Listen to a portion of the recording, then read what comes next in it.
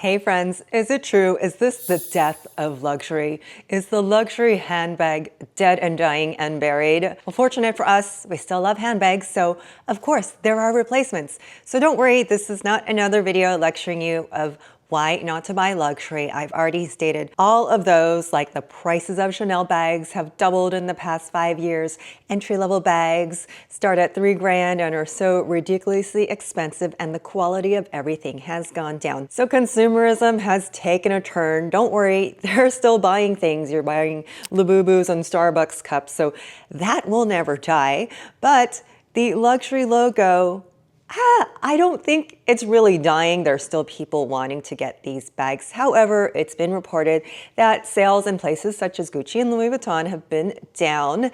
And even in certain countries, it is now shameful to flaunt your wealth with luxury handbags. But anyways, we are seeing the tides turn, and I think this is really good news for a fashionista and handbag lover like me, because I thought the luxury landscape was getting very, very stale, as in people were only buying bags to copy each other on Instagram and on social media rather than buying for themselves and for personal style. So there are certain fashions coming back into play that I'm very happy about, but it also shows that the industry is no longer logo, luxury driven, and I think the styles we are seeing are encouraging more playful, personal flair. And let's face it, a lot of these luxury purchases were about proving your worth, showing someone that you can afford the bag, and feeling that validation about carrying something expensive.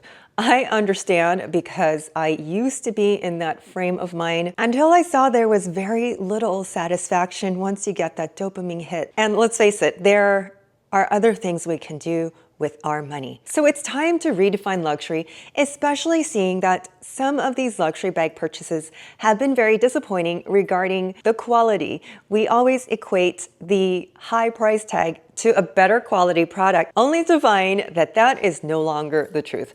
And I can attest, because like my old Coach bags still look brand new and not a thread out of place, which is quite different than some of the luxury bags I have that are less old than this bag here. For example, I had a newer version of Chanel Mini Flap 2020 lambskin, and I found myself babying her. So that was my stint with luxury purchases, and decided to just go back to what works. So of course, Coach is a heritage brand. It is tried and true. Everyone knows the name. They were up, they were down, and they are back in again. So in this list, these are bags that are around the 500 and under mark, because spending money doesn't give you a better bag or make you a better person. So first on the list is the Coach Brooklyn. Everyone knows that bag. And since we're into big totes, this is the Madewell Shopper Tote. You can actually unclip this and pop the sides out so you can change the shape of the bag.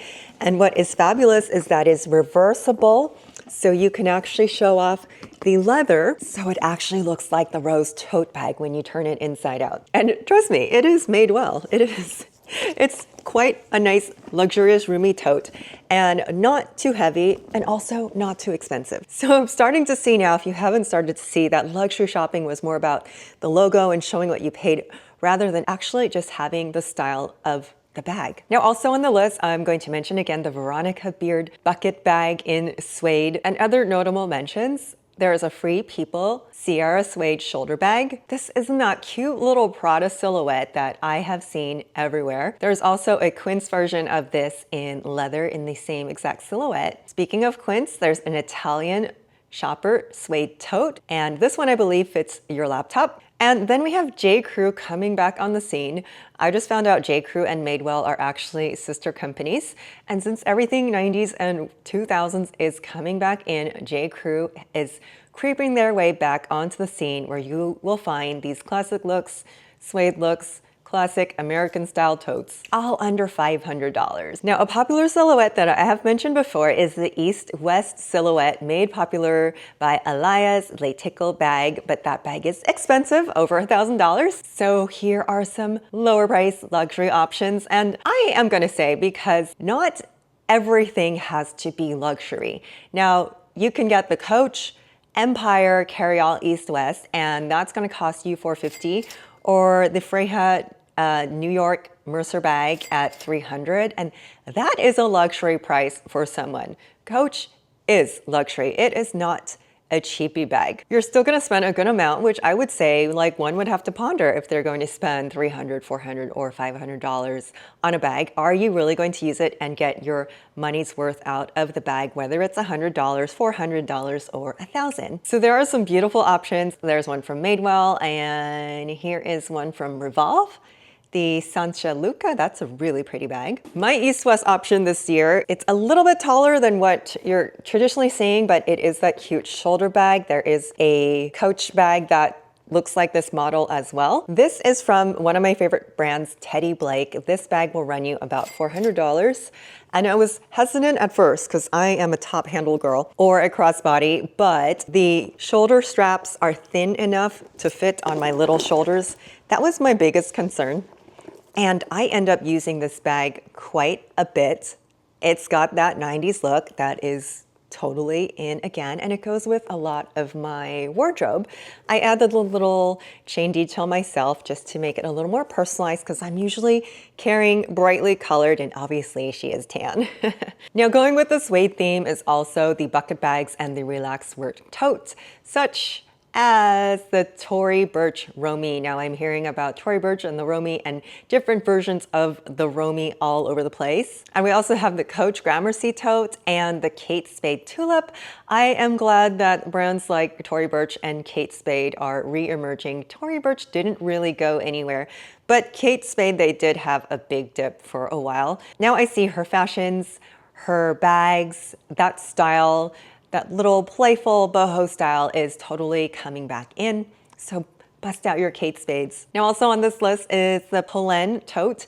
Polène is a brand that I hear a lot about that people should be watching. Now I've never bought one of these, and I probably will not because I'm tapped out on handbags. But it is in the $500 price range with classic looks, not too trendy, very chic, feminine silhouettes. Now, I was very happy to see on this list the Loft Canvas tote bag for $45. This makes my heart happy considering that Dior sells a canvas tote bag for $3,500, which by the way costs $57 to make in the factory. Having another brand like Loft and Taylor Loft, it kind of seemed to went away. It was, popular in the 90s and 2000s. These brands are creeping back in, and I'm here for it. Okay, next on the list, woven leather, the Bottega Veneta's. That is a classic luxury brand that will never go away. Everybody knows that look, but you don't have to pay luxury prices. Of course, my favorite brand, Quince, has this bag, the Italian leather woven handbag, and this bag is so cute. I don't own it because I have too many, but I see people wearing this bag, and honestly, you cannot tell that it's not a Bottega, nor do I think anybody really cares. I'm sure the Bottega connoisseurs can tell. Yes, there is a slight difference in the leather and the finishing, but when this bag is worn and you just kind of see it on someone, it's really cute and it's versatile because you can wear it crossbody or you can hold it by the handles. But I think they did a really amazing job, and it's $150. You cannot beat that. They have all kinds of versions of crescent bag, all kinds of versions of this woven Italian leather on the Quince website. I've also seen this woven leather in many other brands, such as Mango. I've seen it in 𝐴 I've seen it in Madewell.